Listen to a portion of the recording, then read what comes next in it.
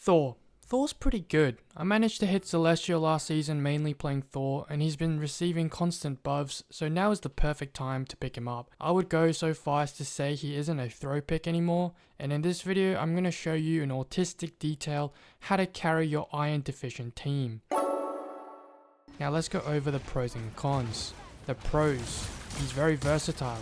He's a backline violator, he's a strong brawler, he's got good range damage, a good peeler, and he has carry potential.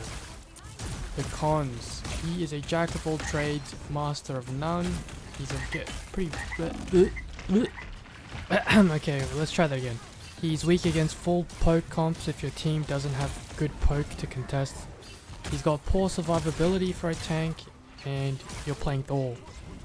Let's go over this in more detail. Thor is really a DPS. In fact, that's why I started playing Thor a lot. I'm a DPS player, yet every single match there is a 99.99% chance there will be at least 3 DPS players already on your team. And I already know that they're not going to swap, so instead of playing Russian roulette where I always lose, I'll swap to Thor because he's basically a DPS and I can do tank things.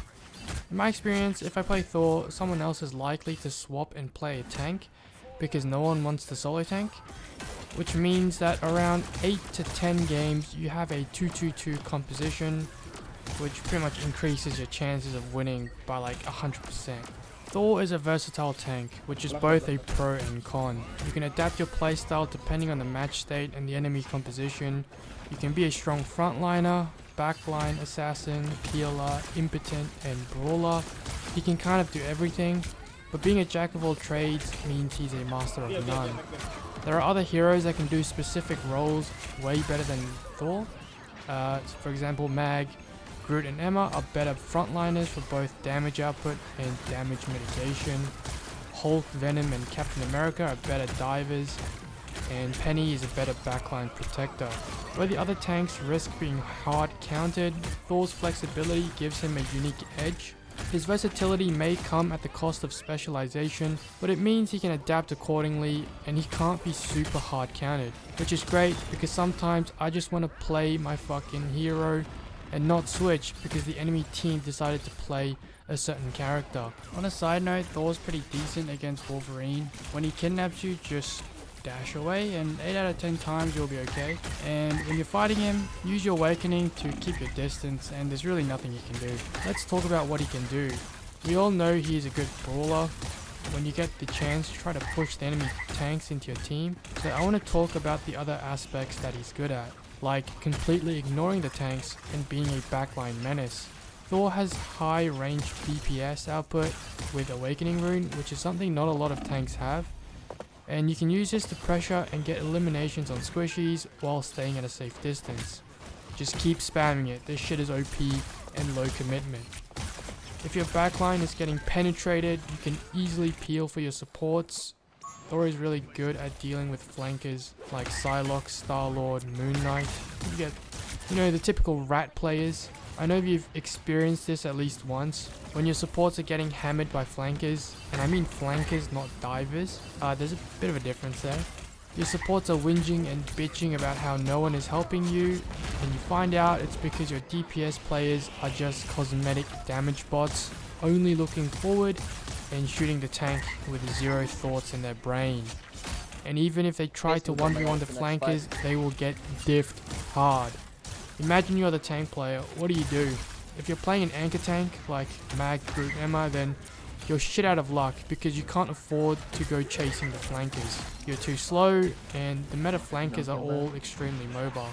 If you're playing a more mobile tank like Hulk or Cap, they might sometimes struggle to get eliminations due to their lack of range, but Thor sits perfectly in between. He has the mobility to quickly target flankers and the damage output to contest them in a 1v1. But also because Thor is a tank, he can stat check them as well. There is no risk you will embarrass yourself by losing the 1v1. This is when you want to kill squishies as fast as possible.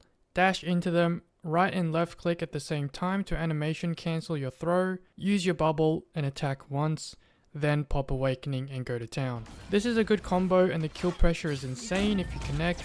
If you land your abilities, you only need one Thor Force to engage, because your throw and bubble will both give one Thor Force each, so you have enough to pop Awakening. You can also do this without bubble if you want. The bubble does have a long end lag, but the damage and slow it does has gotten me eliminations before, so it's really up to you. Also note that Awakening has this internal cooldown before you can activate it again, so after you use your abilities you have to wait half a second. That's why you can weave in an extra auto. However, don't try to force it every time. If you go in at the wrong time, you can get caught with your pants down. Honestly, focus on your fundamentals and don't worry about super specific combos. That can come later. Thor's not really a character like Spider-Man or Black Panther where you need to know like 50 different combos. You will naturally get better as you get the feel for the character. Thor's ult is honestly not that bad. It's very respectable and you can easily force out support ults, which is very nice. The best way to use it is to be sneaky. If you come in full frontal, it makes it easy for the enemy team to interrupt you. So come in from an off angle. That way you can easily get on top of the backline. I like to dash just ever so slightly above the supports. That way if they try and stun me, they have to aim up. It just makes it a little bit harder for them. Now you want to pop bubble and ult and watch their supports die every time. 50% of the time and 40% of the time they'll pop ult, and 10% of the time I get whipped. One thing to note, make sure you don't ult near low ceilings, otherwise you might just get blocked. Alright, for this next part of the video, I'm just going to go over some clips and show you how to approach. So this one, I can see Psylocke is playing very aggressive, so I decided to follow her, and I don't think she was expecting me to chase her down.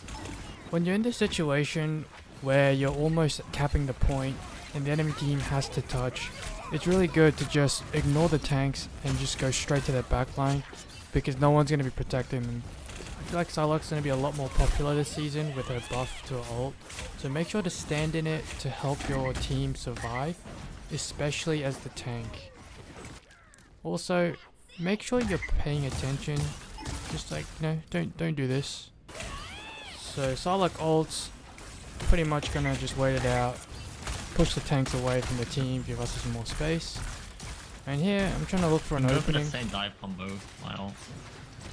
So Rocket just calmed that he's gonna ult soon. So I want to definitely make sure to push in. I have ult, so I'm gonna look to ult in to engage. And with the rocket ult, managed to get Luna. And for whatever reason, that Psylocke decided to run away from Luna ult. But we pretty much won this fight, just waiting for Luna ult to finish.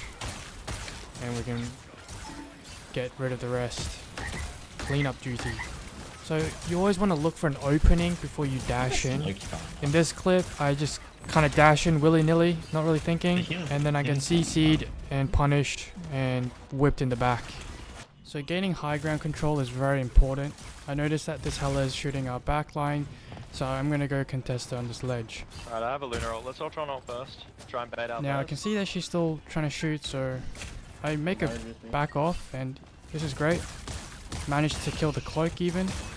So even if I don't like directly fight her, the fact that she just had to back off is really good. So here, I'm trying to deny Jeff from going through the portal. If that was any other support, they would have been dead, but you know, Jeff things. I'm trying to kill Jeff, but I switched my focus here, trying to get ult as fast as possible. Now, if I didn't have ult there, I would have kept focusing Jeff. It's really important that you peel for the backline. Here, I'm pushing Venom away because I don't have enough damage to just kill him outright. So this is the next best thing. So I see that Emma is alone in this room and she doesn't have line of sight with the support, so just focus her down really quickly. I try to go on their back line, but their team is there, so I immediately back off, and knowing when to back off is really important. So in this clip, my team is communicating that they need help with this Venom, so I immediately go ahead and peel for them. It's really important that once you take control of high ground, you need to contest it. So every time Venom goes in, I'm going to be there to help my team. So for good ult initiations, I come in from the side and I ult behind them this time. This makes it really awkward for the enemy supports to run away. So in this scene, our Cloak and Dagger initiates with ult. The Mantis pretty much reciprocates. So no one's gonna die. So all I'm doing is just annoying the supports until Mantis ult runs out. And once it does, I pretty much ult her to secure the kill because no one is like aiming me until now, where Emma decides to finally shoot at me, so I back off. I'm waiting for my cooldowns. I'm seeing what the enemy team does. Emma decides to chase someone, so I immediately go on their supports again, and she comes back, chasing me very far this time. And this is what I mean. Emma is just wasting so much time chasing me when she has no mobility, so that's a lot of time that she just didn't spend at the front. Our team is able to just kind of roll their team without their anchor tank at the front, making it really easy for us. So Thor might struggle with really strong frontliners like this, where maybe they have a Groot, Emma, and Storm. It's just really hard to push in. So instead, I'm thinking of just going for a flank route, especially on this map. The flank is pretty easy to get to. So I pick up the HP pack, and I'm waiting for my cooldowns at this point. I see their supports. The Jeff sees me, but that's okay. And I go on their supports. Now, our team manages to easily kill their front line. I think they made some mistakes, but yeah. My bad.